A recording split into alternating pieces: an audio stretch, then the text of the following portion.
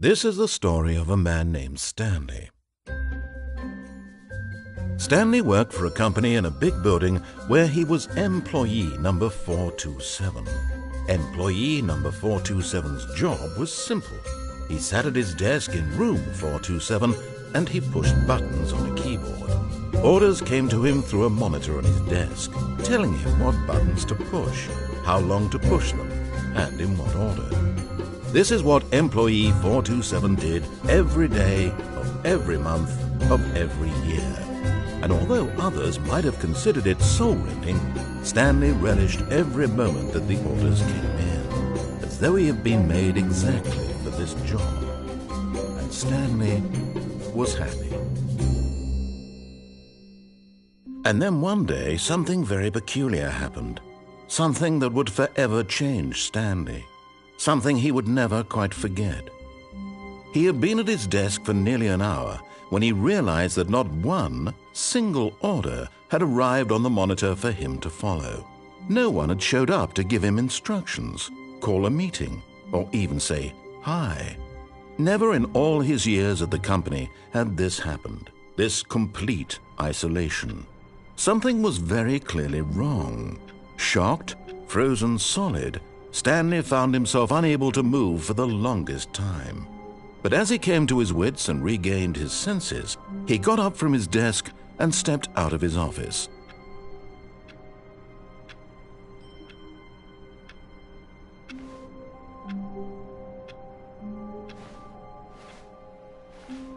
All of his co-workers were gone. What could it mean? Stanley decided to go to the meeting room. Perhaps he had simply missed a memo.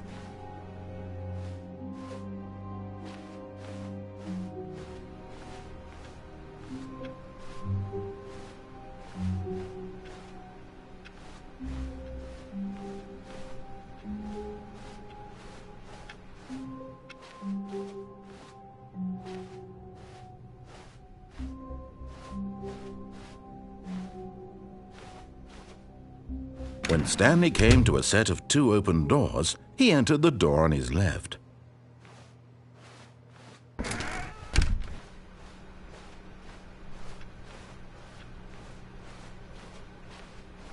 Yet there was not a single person here either. Feeling a wave of disbelief, Stanley decided to go up to his boss's office, hoping he might find an answer there. Coming to a staircase, Stanley walked upstairs to his boss's office.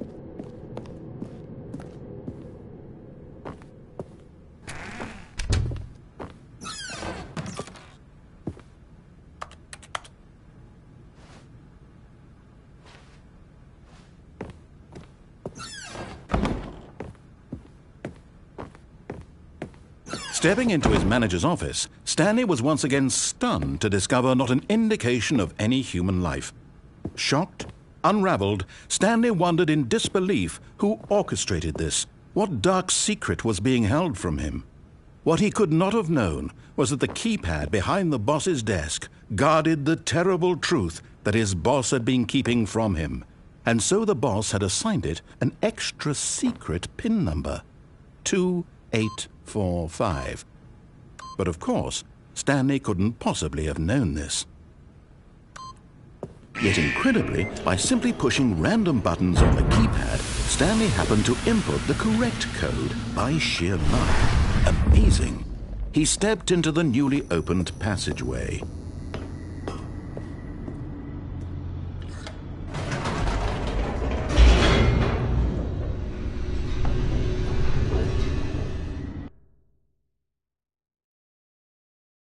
Descending deeper into the building, Stanley realized he felt a bit peculiar. It was a stirring of emotion in his chest, as though he felt more free to think for himself, to question the nature of his job. Why did he feel this now, when for years it had never occurred to him? This question would not go unanswered for long.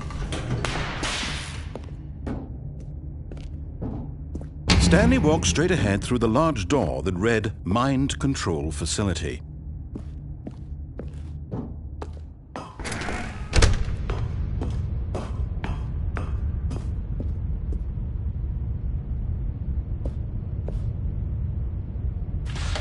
The lights rose on an enormous room packed with television screens.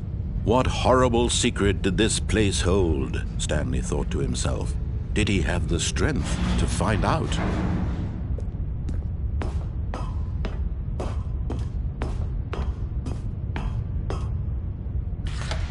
Now the monitors jumped to life, their true nature revealed. Each bore the number of an employee in the building, Stanley's co-workers. The lives of so many individuals reduced to images on a screen, and Stanley, one of them, eternally monitored in this place where freedom meant nothing.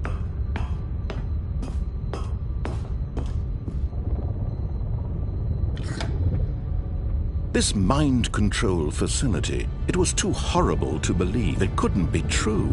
Had Stanley really been under someone's control all this time? Was this the only reason he was happy with his boring job? That his emotions had been manipulated to accept it blindly? No, he refused to believe it. He couldn't accept it. His own life in someone else's control? Never! It was unthinkable. Wasn't it? Was it even possible? Had he truly spent his entire life utterly blind to the world?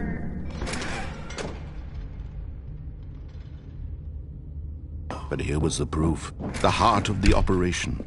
Controls labeled with emotions, happy or sad or content. Walking, eating, working, all of it monitored and commanded from this very place.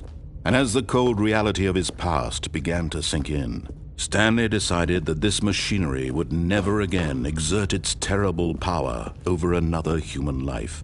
For he would dismantle the controls once and for all.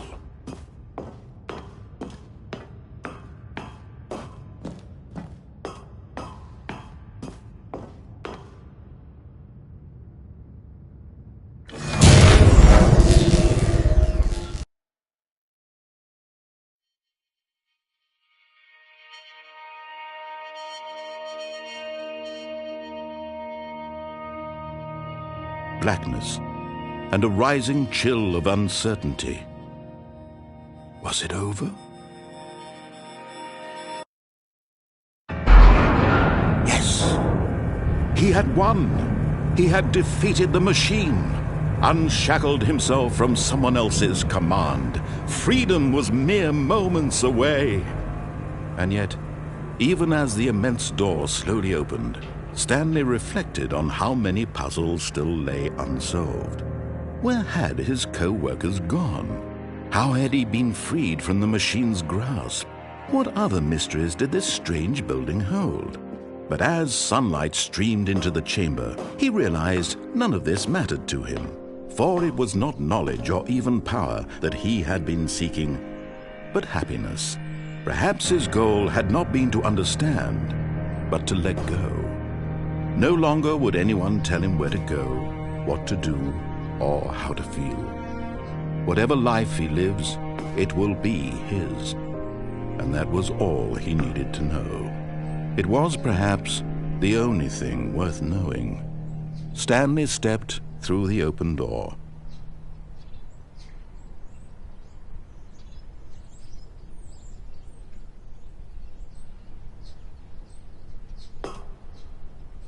Stanley felt the cool breeze upon his skin, the feeling of liberation, the immense possibility of the new path before him. This was exactly the way, right now, that things were meant to happen. And Stanley was happy.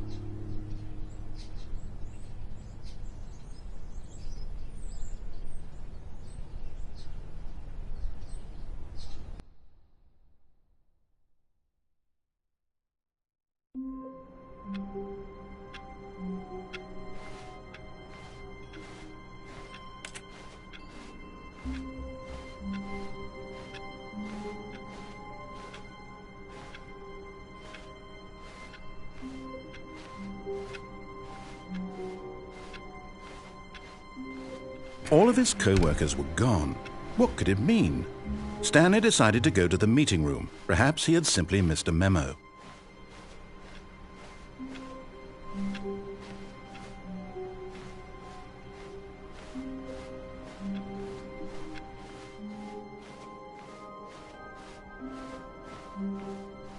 When Stanley came to a set of 2 open doors, he entered the door on his left.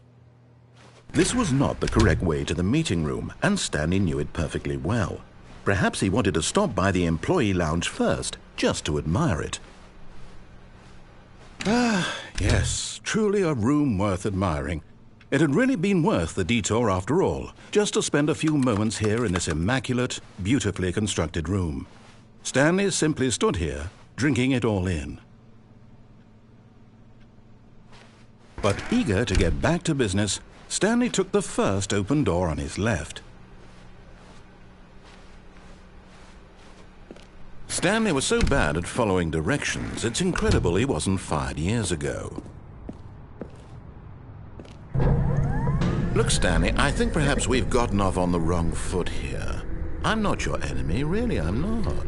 I realize that investing your trust in someone else can be difficult, but the fact is that the story has been about nothing but you all this time. There's someone you've been neglecting, Stanley. Someone you've forgotten about. Please, stop trying to make every decision by yourself. Now, I'm not asking for me, I'm asking for her. This is it, Stanley. Your chance to redeem yourself, to put your work aside, to let her back into your life. She's been waiting.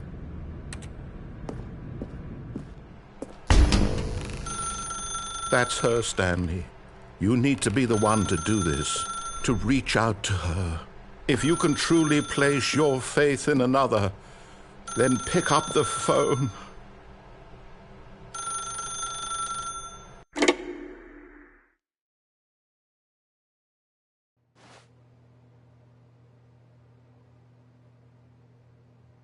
Stanley, is that you? Hold on, sweetie. Sorry to keep you waiting. I'm just pulling the bread out of the oven. All right. Okay, there we go.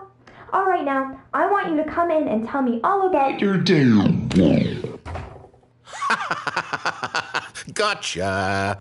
Oh, come on. Did you actually think you had a loving wife who'd want to commit their life to you? I'm trying to make a point here, Stanley. I'm trying to get you to see something. Come inside. Let me show you what's really going on here.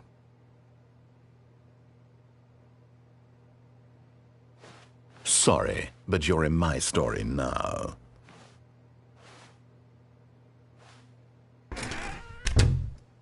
This is a very sad story about the death of a man named Stanley.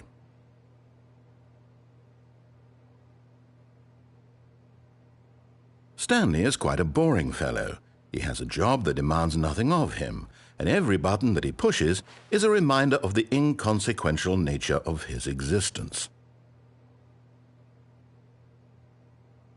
Look at him there, pushing buttons, doing exactly what he's told to do.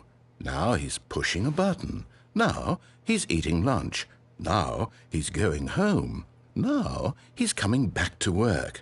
One might even feel sorry for him, except that he's chosen this life. But in his mind, in his mind he can go on fantastic adventures. From behind his desk, Stanley dreamed of wild expeditions into the unknown, fantastic discoveries of new lands. It was wonderful, and each day that he returned to work was a reminder that none of it would ever happen to him. And so he began to fantasize about his own job. First, he imagined that one day while at work, he stepped up from his desk to realize that all of his co-workers, his boss, everyone in the building had suddenly vanished off the face of the earth. The thought excited him terribly. So he went further. He imagined that he came to 2 open doors and that he could go through either. At last, choice. It barely even mattered what lay behind each door. The mere thought that his decisions would mean something was almost too wonderful to behold. As he wandered through this fantasy world, he began to fill it with many possible paths and destinations. Down one path lay an enormous round room with monitors and mind controls. And down another was a yellow line that weaved in many directions. And down another was a game with a baby. And he called it the Stanley Parable.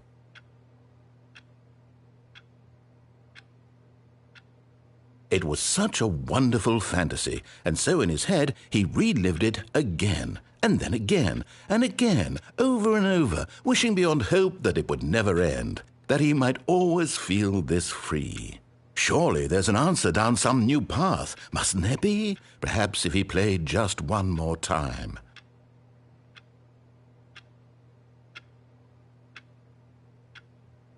But there is no answer.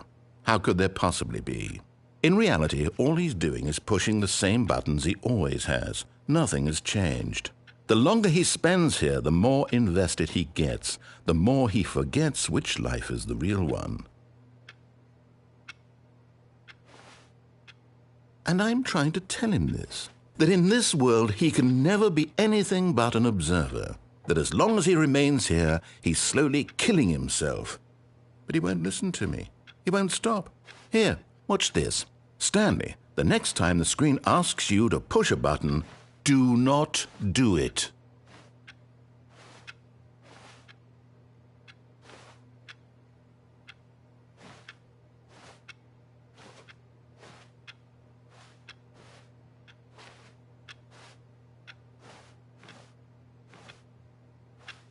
You see? Can he just not hear me? How can I tell him in a way that he'll understand that every second he remains here, he's electing to kill himself? How can I get him to see what I see? How can I make him look at himself?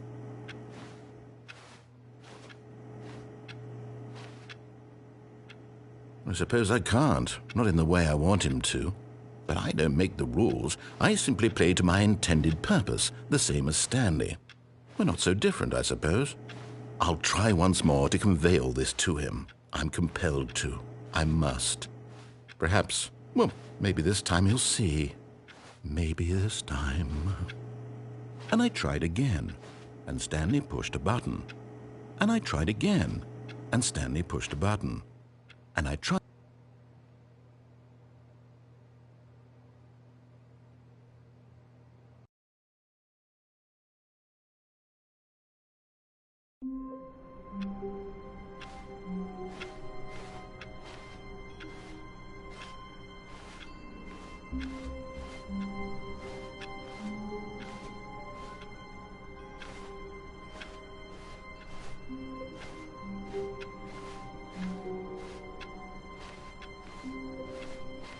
All of his co-workers were gone.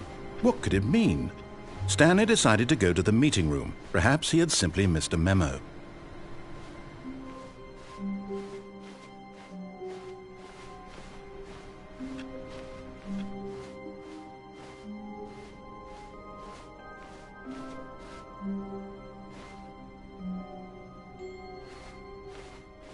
When Stanley came to a set of 2 open doors, he entered the door on his left. This was not the correct way to the meeting room, and Stanley knew it perfectly well. Perhaps he wanted to stop by the employee lounge first, just to admire it. Wow, yes, this room. What a beautiful room. What a gorgeous, gorgeous room. Thank goodness Stanley had taken this detour on his way to the meeting room. Life without having experienced this room was now too horrible even to consider. But eager to get back to business, Stanley took the first open door on his left. Stanley was so bad at following directions, it's incredible he wasn't fired years ago.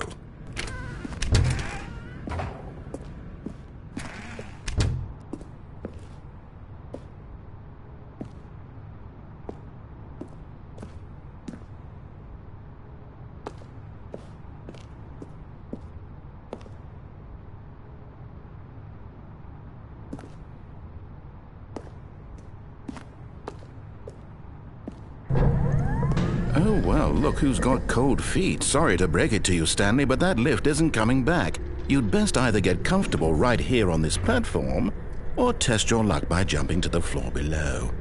You know what? Looking at it now, it's not that far to the bottom floor. I bet you can make it.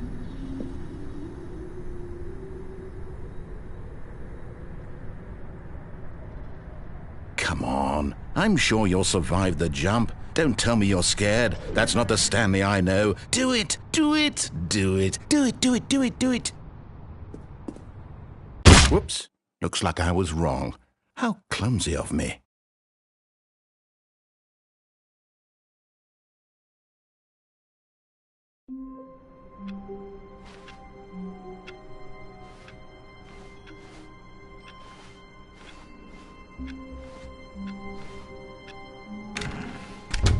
But Stanley simply couldn't handle the pressure.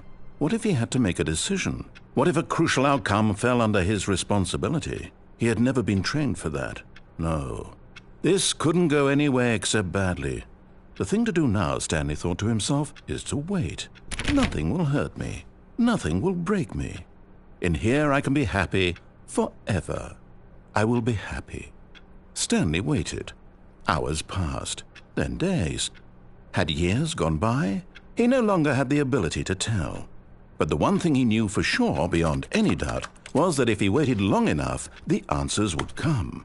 Eventually, someday, they would arrive. Soon, very soon now, this will end. He will be spoken to. He will be told what to do. Now it's just a little bit closer. Now it's even closer. Here it comes.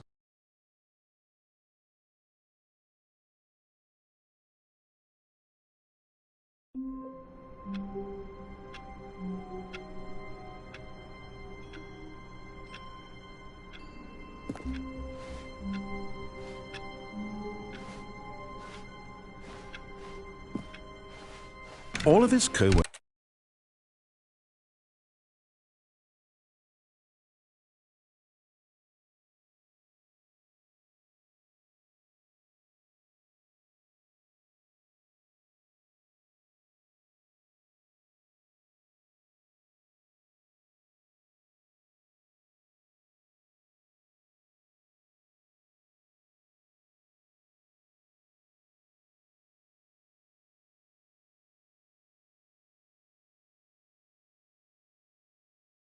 were gone. What could it mean? Stanley decided to go to the meeting room. Perhaps he had simply missed a memo.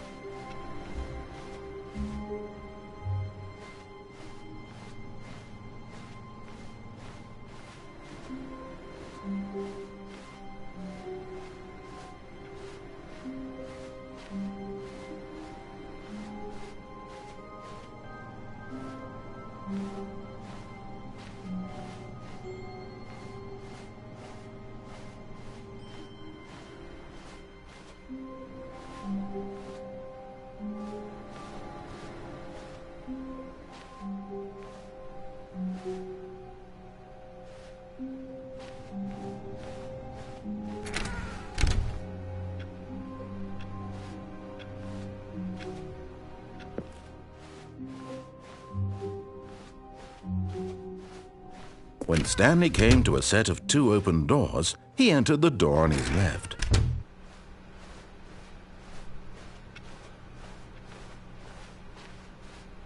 Yet there was not a single person here either. Feeling a wave of disbelief, Stanley decided to go up to his boss's office, hoping he might find an answer there. Stanley stepped into the broom closet, but there was nothing here, so he turned around and got back on track.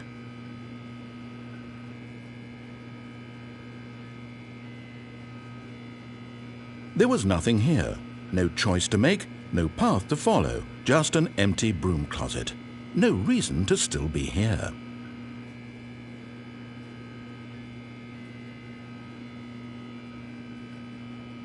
It was baffling that Stanley was still just sitting in the broom closet. He wasn't even doing anything. At least if there was something to interact with, he'd be justified in some way. As it is, he's literally just standing there doing sweet FA.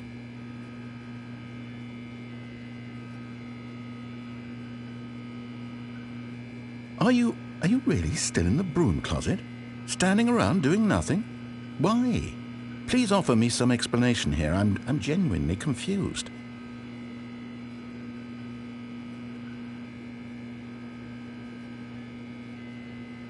You do realize there's no choice or anything in here, right? If I'd said Stanley walked past the broom closet, at least you would have had a reason for exploring it to find out.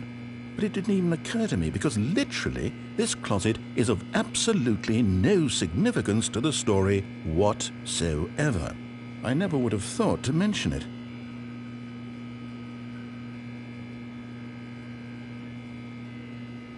Maybe to you this is somehow its own branching path. Maybe when you go talk about this with your friends, you'll say, "Oh, did you get the broom closet ending? The broom closet ending was my favourite." I hope your friends find this concerning.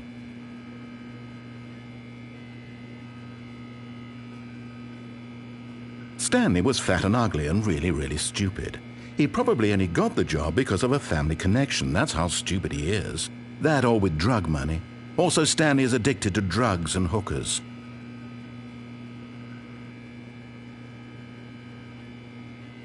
Well, I've come to a very definite conclusion about what's going on right now.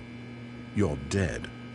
You got to this broom closet, explored it a bit, and were just about to leave because there's nothing here, when a physical malady of some sort shut down your central nervous system and you collapsed in front of your screen. Well, in a situation like this, the responsible thing is to alert someone nearby so as to ensure that your body is taken care of before it begins to decompose. Hello? Anyone who happens to be nearby? The person at this computer is dead.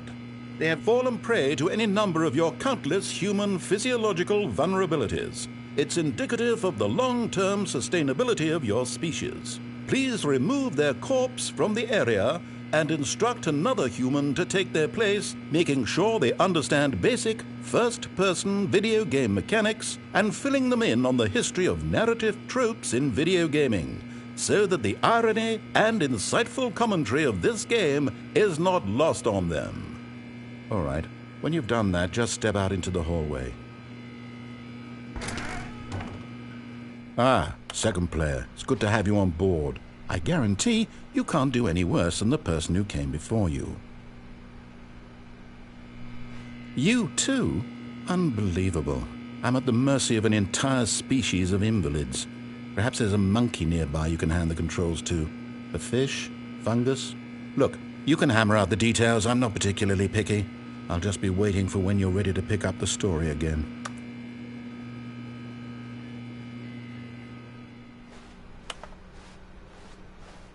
Coming to a staircase, Stanley walked upstairs to his boss's office.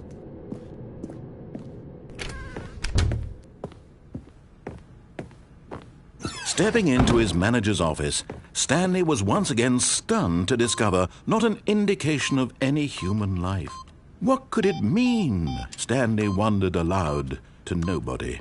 He began wildly tearing. Stanley was in such a rush to get through the story as quickly as possible, he didn't even have a single minute to just let the narrator talk. That kind of anxiety isn't healthy, so he relaxed for a few moments with some calming New Age music.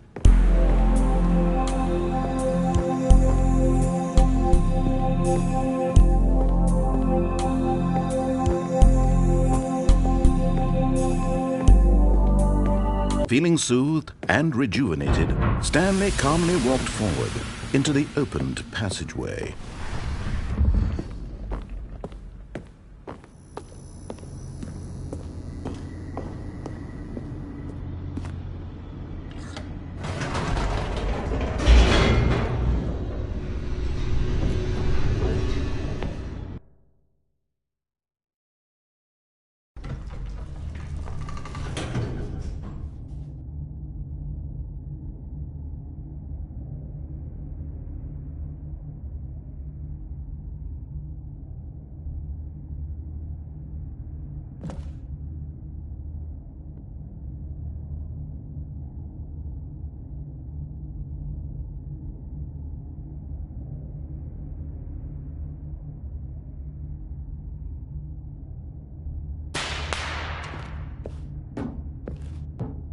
Stanley walked straight ahead through the large door that read Mind Control Facility.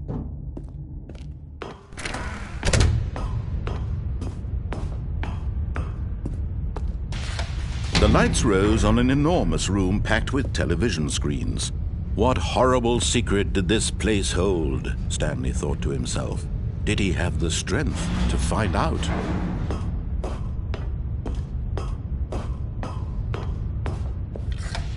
Now the monitors jumped to life, their true nature revealed. Each bore the number of an employee in the building, Stanley's co-workers. The lives of so many individuals reduced to images on a screen, and Stanley, one of them, eternally monitored in this place where freedom meant nothing.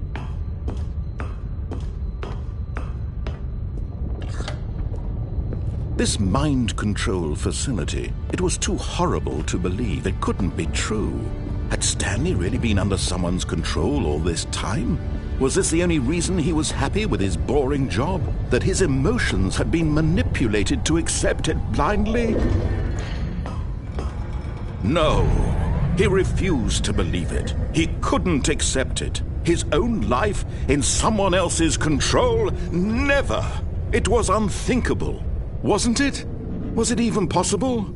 Had he truly spent his entire life utterly blind to the world? But here was the proof, the heart of the operation. Controls labeled with emotions, happy or sad or content. Walking, eating, working, all of it monitored and commanded from this very place.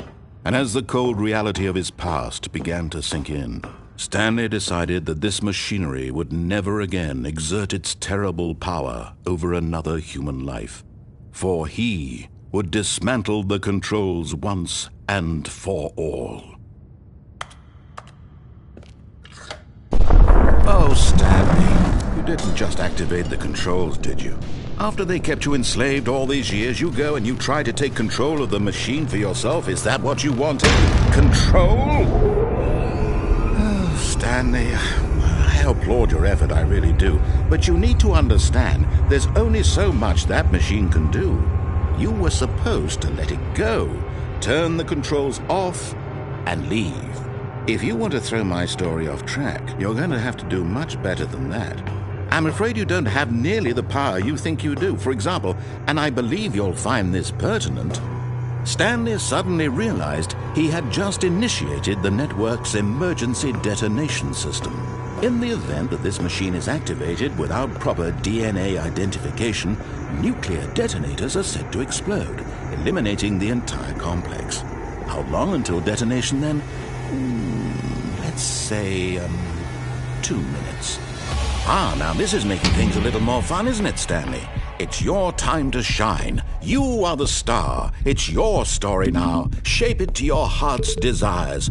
Oh, this is much better than what I had in mind. What a shame we have so little time left to enjoy it. Mere moments until the bomb goes off. But what precious moments each one of them is. More time to talk about you, about me, where we're going, what all this means. I barely know where to start. What's that? You'd like to know where your co-workers are? A moment of solace before you're obliterated? All right, I'm in a good mood. You're going to die anyway. I'll tell you exactly what happened to them. I erased them. I turned off the machine. I set you free. Of course, that was merely in this instance of the story. Sometimes when I tell it, I simply let you sit there in your office forever, pushing buttons endlessly and then dying alone. Other times, I let the office sink into the ground, swallowing everyone inside, or I let it burn to a crisp. I have to say this, though, this version of events has been rather amusing. Watching you try to make sense of everything and take back the control wrested away from you, it's quite rich. I almost hate to see it go. But I'm sure whatever I come up with on the next go-around will be even better. My goodness, only 34 seconds left. But I'm enjoying this so much. You know what? To hell with it. I'm going to put some extra time on the clock. Why not? These are precious additional seconds, Stanley.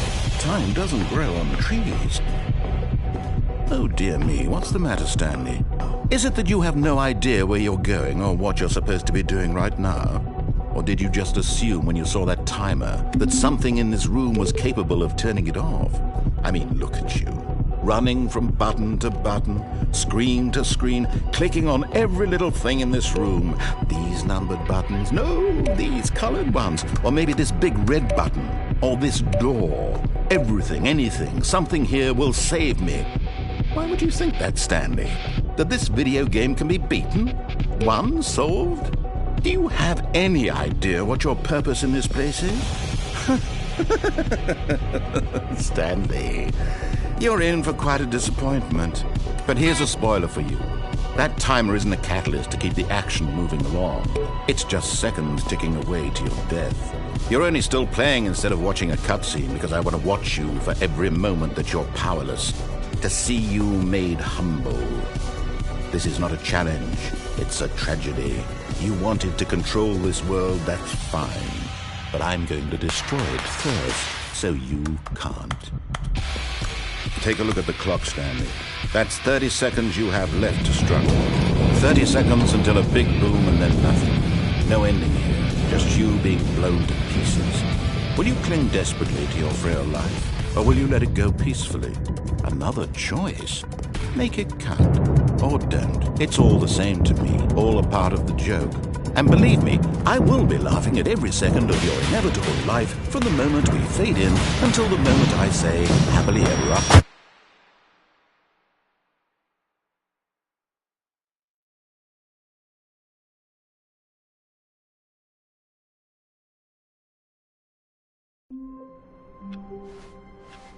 Wait, Stanley thought to himself. Am I sure that the orders stopped coming in? How is that possible? They never stopped. Surely I was mistaken.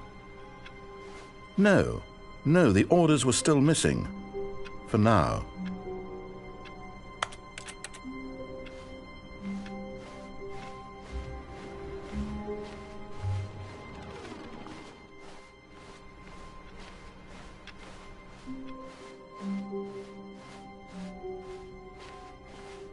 When Stanley came to a set of 2 open doors, he entered the door on his left.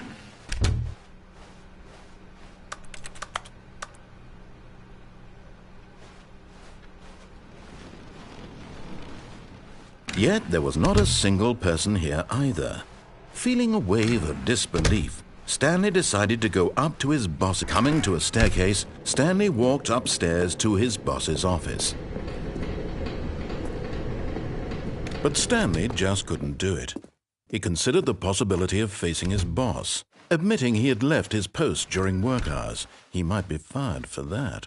And in such a competitive economy, why had he taken that risk? All because he believed everyone had vanished? His boss would think he was crazy. And then something occurred to Stanley. Maybe, he thought to himself, maybe I am crazy. All of my co-workers blinking mysteriously out of existence in a single moment for no reason at all? None of it made any logical sense. And as Stanley pondered this, he began to make other strange observations. For example, why couldn't he see his feet when he looked down? Why did doors close automatically behind him wherever he went? And for that matter, these rooms were starting to look pretty familiar. Were they simply repeating? No, Stanley said to himself, this is all too strange. This can't be real. And at last, he came to the conclusion that had been on the tip of his tongue. He just hadn't found the words for it. I'm dreaming, he yelled. This is all a dream. Oh, what a relief Stanley felt to have finally found an answer, an explanation. His co-workers weren't actually gone. He wasn't going to lose his job. He wasn't crazy after all. And he thought to himself, I suppose I'll wake up soon. I'll have to go back to my boring real-life job pushing buttons. I may as well enjoy this while I'm still lucid. So, he imagined himself flying and began to gently float above the ground. Then he imagined himself soaring through space on a magical starfield, and it too appeared. It was so much fun, and Stanley marveled that he had still not woken up. How was he remaining so lucid? And then perhaps the strangest question of them all entered Stanley's head. One he was amazed he hadn't asked himself sooner. Why is there a voice in my head dictating everything that I'm doing and thinking? Now the voice was describing itself being considered by Stanley, who found it particularly strange. I'm dreaming about a voice describing me, thinking about how it's describing my thoughts, he thought. And while he thought it all very odd and wondered if this voice spoke to all people in their dreams, the truth was that, of course, this was not a dream. How could it be? Was Stanley simply deceiving himself, believing that if he's asleep, he doesn't have to take responsibility for himself? Stanley is as awake right now as he's ever been in his life. Now, hearing the voice speak these words was quite a shock to Stanley. After all, he knew for certain, beyond a doubt, that this was in fact a dream. Did the voice not see him float and make the magical stars just a moment ago? How else would the voice explain all that? This voice was a part of himself too. Surely, if he could just... He would prove it. He would prove that he was in control, that this was a dream. So he closed his eyes gently, and he invited himself to wake up. He felt the cool weight of the blanket on his skin, the press of the mattress on his back, the fresh air of a world outside this one. Let me wake up, he thought to himself. I'm through with this dream. I wish it to be over. Let me go back to my job. Let me continue pushing the buttons. Please, it's all I want. I want my apartment and my wife and my job. All I want is my life exactly the way it's always been. My life is normal. I am normal. Everything will be fine. I am okay.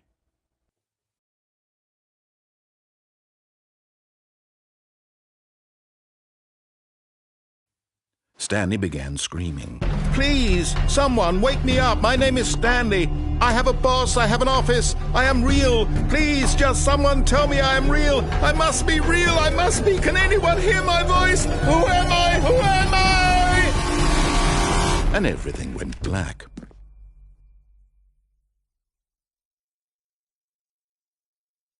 This is the story of a woman named Mariella. Mariella woke up on a day like any other. She arose, got dressed, gathered her belongings, and walked to her place of work. But on this particular day, her walk was interrupted by the body of a man who had stumbled through town talking and screaming to himself, and then collapsed dead on the sidewalk. And although she would soon turn to go call for an ambulance, for just a few brief moments she considered the strange man. He was obviously crazy. This much she knew. Everyone knows what crazy people look like. And in that moment, she thought to herself how lucky she was to be normal. I am sane. I am in control of my mind. I know what is real and what isn't. It was comforting to think this, and in a certain way, seeing this man made her feel better. But then she remembered the meeting she had scheduled for that day. The very important people whose impressions of her would affect her career, and by extension, the rest of her life. She had no time for this, so it was only a moment that she stood there, staring down at the body. And then she turned and ran.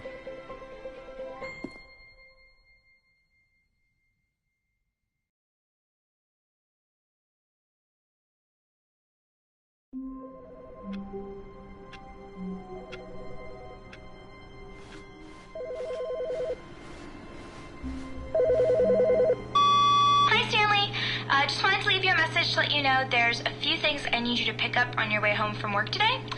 We need milk, cereal, dish soap, spaghetti, get a thing of sugar, some bread, and coffee beans, whichever ones you like. I'll give you a call if there's anything I forgot. Thanks, sweetie. See you tonight.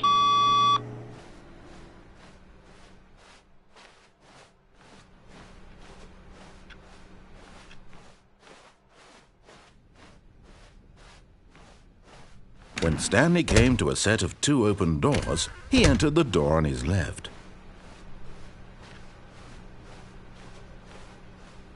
Yet there was not a single person here either.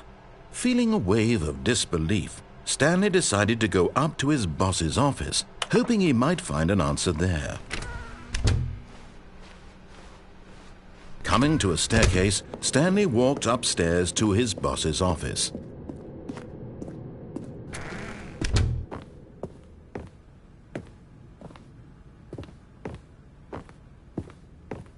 Okay, I think we all...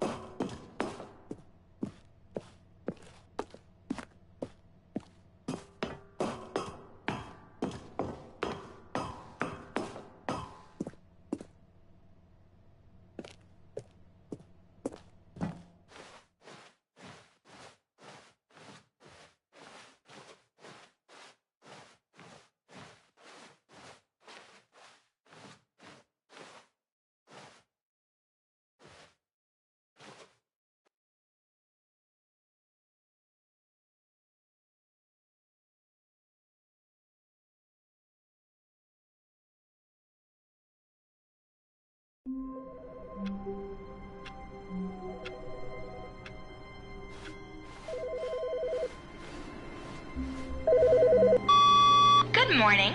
Thank you for contacting the Future Happiness Foundation. We are confirming your shipment of 1,327 cardboard boxes to your place of work. Can you verify that this is correct? Excellent. Your order will arrive shortly. Thank you again for contacting the Future Happiness Foundation.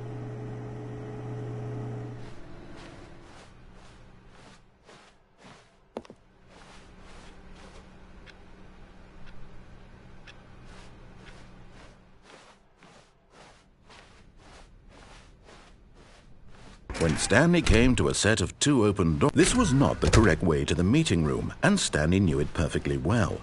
Perhaps he wanted to stop by the employee lounge first, just to admire it. The lounge was sublime, a work of art. But eager to get back to business, Stanley took the first open door on his left.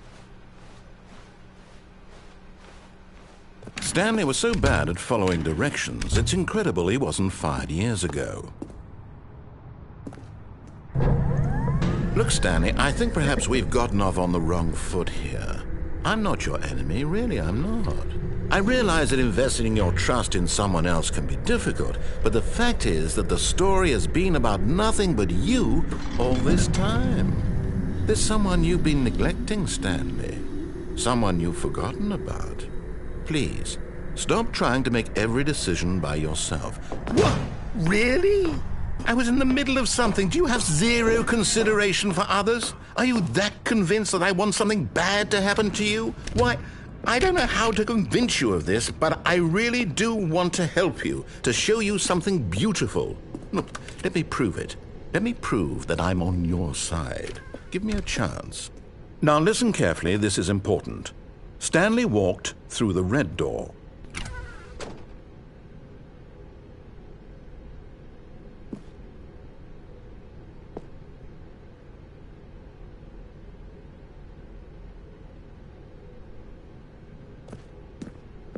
Oh, thank God you are willing to listen to me. Do you see that I really have wanted you to be happy all this time? The problem is all these choices. The two of us always trying to get somewhere that isn't here. Running and running and running, just the way you're doing right now. Don't you see that it's killing us, Stanley? I want it to stop. We would both be so much happier if we just stopped. And I think I have a solution. Here, let me show you.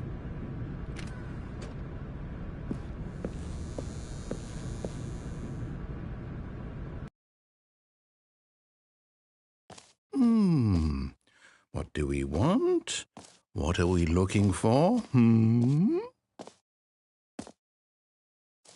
Here. Yes. Oh, it's beautiful, isn't it? If we just stay right here, right in this moment with this place, Stanley, I think I feel happy. I actually feel happy.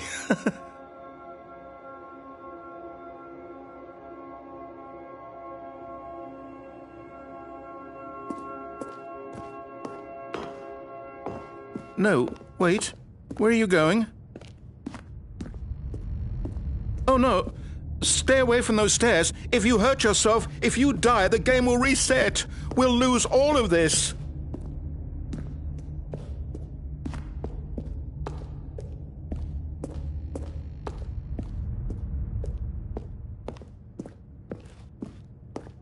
Good, good. We can't be too safe. Promise me you won't go back there, Just stay here.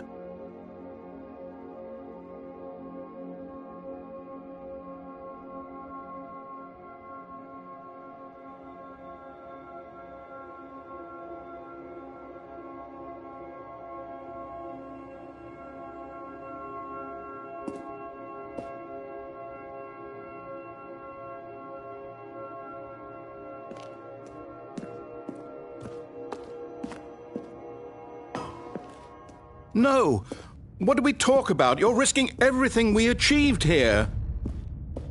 You heard me before, didn't you? You will die! What about this isn't getting through to you? Please, no, Stanley, let me stay here. Don't take this from me. Please, Stanley, think about what you're doing. No! Oh, thank God you lived. You had me worried there for a moment. Now, can we please get back to the other room? No. No, what are you doing, Stanley? Please, I'm asking you not to take this away from me. I can't go back to what I was before. If you die, we'll both go back. Why are you doing this? Stanley, let's go back to the other room. Can you do that for me? My God, is this really how much you dislike my game? That you'll throw yourself from this platform over and over to be rid of it? You are literally willing to kill yourself to keep me from being happy. Am I reading the situation correctly?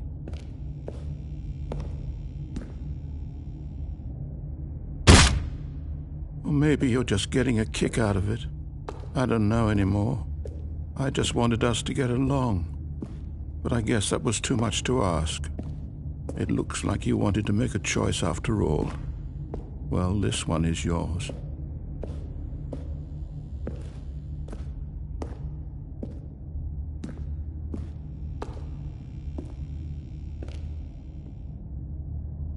Is it over? It's going to restart, isn't it? I'm going back.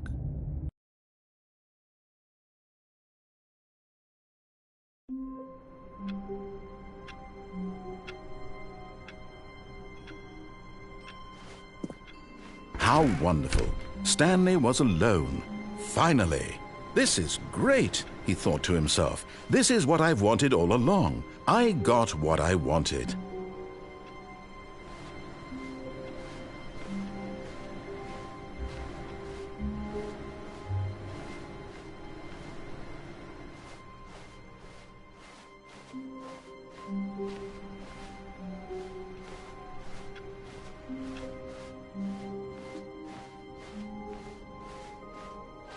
When Stanley came to a set of 2 open doors, he entered the door on his left. This was not the correct way to the meeting room, and Stanley knew it perfectly well.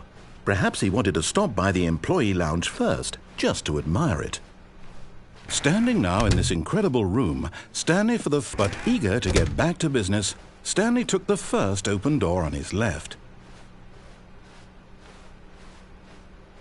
Stanley was so bad at following directions, it's incredible he wasn't fired years ago. Look, Stanley, I think perhaps we've gotten off on the wrong foot here. I'm not your enemy, really, I'm not. I realize that investing your trust in someone else can be difficult, but the fact is that the story has been about nothing but you all this time. What? Really? I was in the middle of something. Do you have zero consideration for others? Are you that convinced that I want something bad to happen to you? Why, I don't know how to convince you of this, but I really do want to help you, to show you something beautiful. Look, let me prove it. Let me prove that I'm on your side. Give me a chance. Now listen carefully, this is important. Stanley walked through the red door. Aha, perhaps you misunderstood. Stanley walked through the red door. I still don't think we're communicating properly. Stanley walked through the red door. All right, fine, go ahead, Stanley. You want to know so badly what's out there? You want to find out what lies at the end of this road you've chosen? Well, don't let me stop you. Do you see? There's nothing here. I haven't even finished building this section of the map, because you were never supposed to be here in the first place. Broken rooms, exposed developer textures. Is this what you had wanted? Was it worth ruining the entire story I had written out specifically for you? Do you not think I put a lot of time into that? Because I did. And in the end, it was all for nothing, because this is what you wanted to see. Help me here, Stanley. Help elucidate these strange and unknowable desires of yours. What would have made this game better? What did you want to see? Vehicles? Skill trees? Work with me. You've given me absolutely nothing so far. Tell you what, let me take a stab in the dark at a new design, and you can give me some feedback. There we go. A third option. This already feels leaps ahead of where we were before. Go ahead, Stanley. Take it for a spin. Okay, I'm going to stop you there. Now, tell me about your experience with this new version. Would you say that the game benefited from allowing you more choices? Feel free to be honest. I'm looking for some real critical feedback here.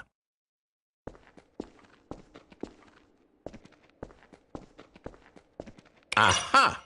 You see, I knew I was onto something. Where do these flashes of inspiration come from? How did I know the game needed a third door? Well, it's instinct mostly, a calling in your gut. I really couldn't say where the idea came from, except that I felt it in my soul. You can't teach that, Stanley. Don't even try. Here, based on the data from your previous playthrough, I've compiled a new version. And to be perfectly candid, I think I've knocked it out of the park with this one. Let's take a look.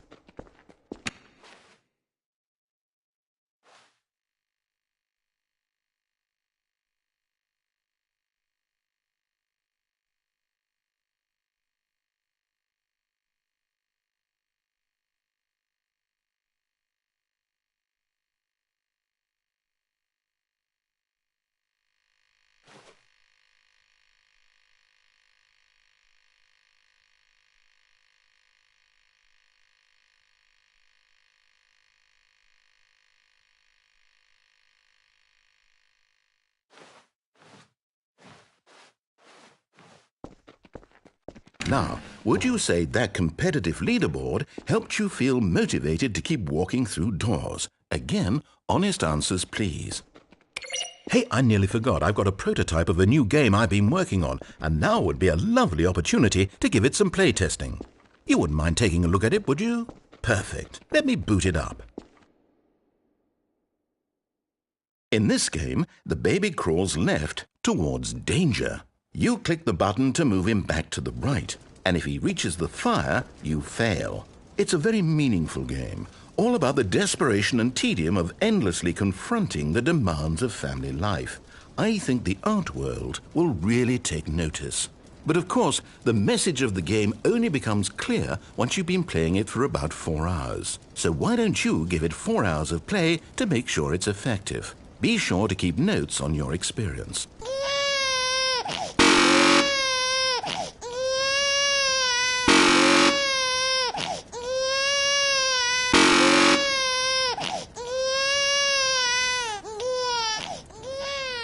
You heartless bastard. Did you do it because you hate babies or purely to spite me? Because if it's the latter, well, I don't know what to do. I'm completely out of ideas. I can't think of a single thing that might improve the experience for me. I'm not even going to try. I'm out, I'm done. It's over. Thank you for playing. Your input was extremely valuable. Oh, hey, since my game was so awful, why don't we play someone else's game? Just to ease the pain. Let's see. What do we have here? Yes, this seems like it'll work. Let's give it a shot.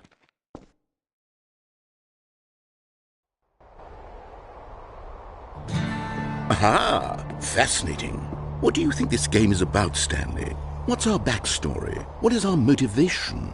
Well, it seems obvious to me that you are meant to play as a creepy man spying on innocent civilians below you from up high in your creep tower, perhaps for some sort of twisted erotic purpose. Yes, that must be it. What a fascinating venture into the experience of total mental depravity. So far, I love everything about this game, Stanley. And it seems there's even more. Come, let's venture outward and see what else is out there.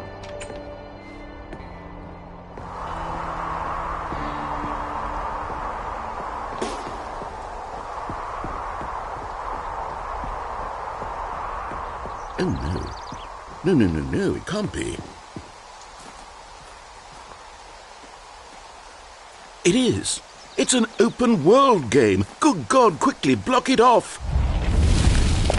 Oh, thank goodness, Stanley. What a close call. You really wandered off into that thing. That big, open, just wandering around. No right or wrong directions. No path to follow. You can just go in any... Oh, thank heavens we avoided it. We're out of the woods now, Stanley. Okay, I'm going to get us out of here. Let's find another game. Preferably something with walls. Something with nice, big, insurmountable walls. Okay, I think this will be just the thing.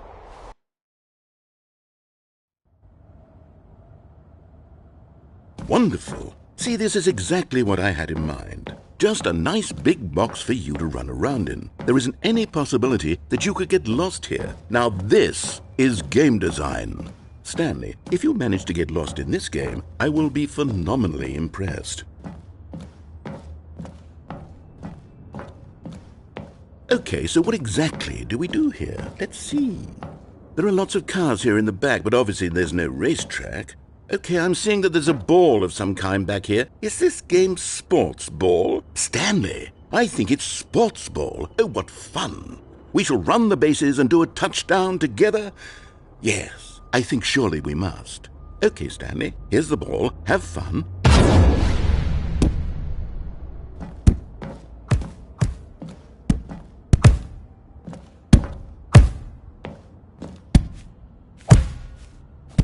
Are you doing it? Are you winning? Is this fun? Is it better than my miserable little story that I worked so hard on? Stanley, Hold on. What are you doing?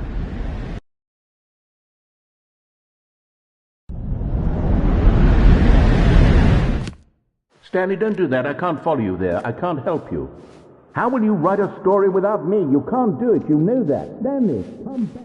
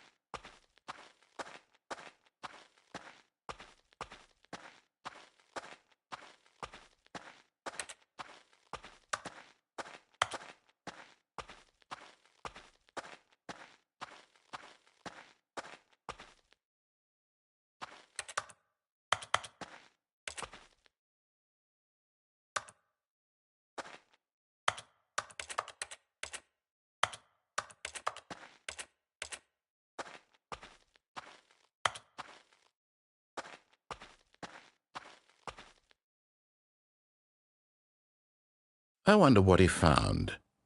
If what he wanted was to be the leading man in his own story, well, perhaps he's gotten it, down in wherever he is right now.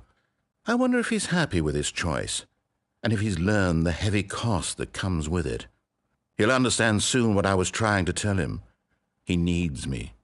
Someone who will wrap everything up at the end, to make sense out of the chaos and the fear and the confusion. That's who I am. That is what I mean to this world. Oh, yes. Yes, I'll be back. There's no other way. Once this ends, after it all comes to a close, then I'll be back. The end will be here soon. Very soon. I can wait.